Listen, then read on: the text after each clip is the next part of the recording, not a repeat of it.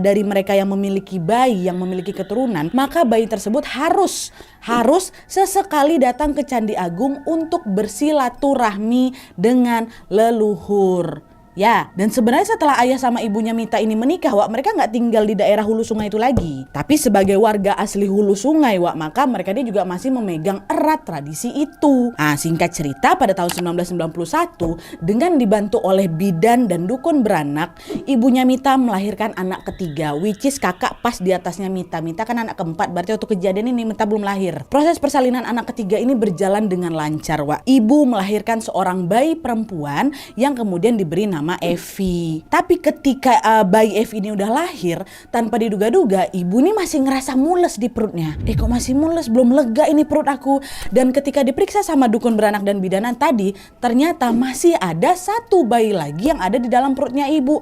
Aduh, bayinya kembar ini ternyata, Bu, katanya. Dulu kan jarang orang pakai USG kan, Wak. Jadi baru tanya waktu melahirkan tuh lah. Mengetahui bahwa bayinya kembar, bidan dan dukun beranak ini pun dengan sigap langsung membantu ibu untuk melanjutkan persalinan berikutnya, kembarannya Evi ini. Mereka bilang, ngeden lagi ya, Bu, ngeden, ambil nafas, buang. Ngeden lagi, Bu, ambil nafas, buang. Ibu udah, kayak gitu, ya Allah. Dan setelah beberapa kali ngeden, kepala bayi kedua ini tampak, Wak, keluar set kan. Tapi ketika dukun beranak dan bidan ini mau menarik bayi kedua ini, kalian tahu apa yang terjadi setelah itu, Wak?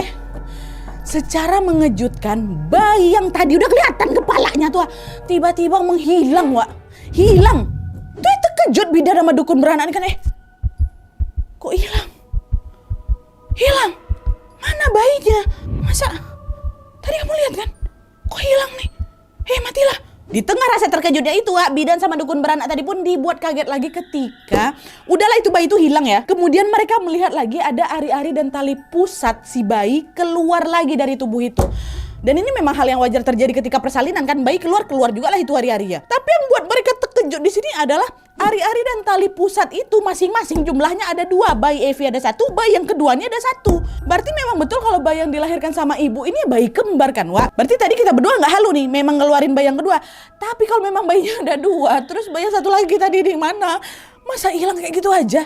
Hilang, Wak. Dan ketika bidan sama dukun beranak ini mau menjelaskan sama ibu apa yang sebenarnya terjadi, waktu ditengok ibu pingsan rupanya. Ibu belum tahu nih anak hilang. Ya udahlah, nanti tunggu dia tenang kita kasih tahu ya. Udah dibersihkan aja dulu, pingsan ibu kan. Dibersihkanlah sama apa ini? Sama dukun dan bidan beranak ini. Yang bayi Evi aman-aman aja nih. Nah, terus tidak berselang lama ibu sadar lah ini, Wak, dalam keadaan kaget dan shock. Waktu bangun ini ibu nangis, Wak, nangis ibu. Bayiku mana? Aku mau menggendong bayiku, kata ibu Mita. Bidan sama dukun beranak tuh udahlah tuh langsung bawa kan bayi satu nih atau bayi Evi nih ke ibu. Nah, Bu, gendong lah, Bu. Digendong sama ibu kan. Ini posisinya, Wak, mereka belum cerita lagi tentang bayi kembarnya ibu yang mendadak hilang tuh. Udahlah nanti aja kasih dulu bayi Evi nya. Nanti pandai-pandai lah kita ngomong, kata mereka berdua. Nah, lalu, Wak, ketika ibu menggendong bayi Evi secara mengejutkan sambil masih menangis, ibu itu bilang apa? Anakku sayang, kamu tidak sendirian, Nak. Kamu punya kembaran, tapi dia tinggal di dunia berbeda, ya Allah. Merinding aku. Kembaranmu tinggal di dunia berbeda, Nak. Nggak apa-apa ya kamu tinggal sama ibu di dunia ini ya, Nak, ya, kata Mama Mita, Wak. Dengar ibu ngomong kayak gitu, seketika bidan sama dukun beranak tadi langsung tahu apa yang sebenarnya terjadi. Oh iya, berarti nih benar, Wak. Berarti udah diambil. Karena peristiwa seperti ini, kata Mita, Wak, di Kalimantan Selatan nggak hanya kejadian sekali 2 kali. Kayaknya memang betul Mita yang ngirimin kisah ke kita aja 4-5 orang loh tentang hal ini. Ternyata, Wak, apa yang sebenarnya terjadi tentang peristiwa bayi hilang ini terjawablah dari mimpinya ibu waktu ibu pingsan tadi. Pingsan yang kedua, pingsan waktu ngeden anak kedua tuh kan ibu pingsan. Ternyata bermimpi ibu di situ, Wak. Jadi waktu ibu pingsan ini secara bersamaan ternyata ibu juga merasa seperti sedang bermimpi didatangi oleh seorang putri cantik dengan pakaian dominan kuning.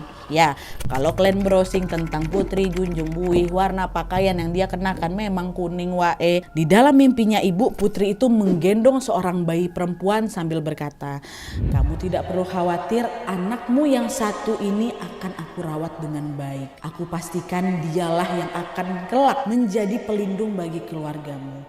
berikanlah dia nama. Jika kamu merindukannya, maka panggil dia dengan nama pemberianmu itu. Bayi ini akan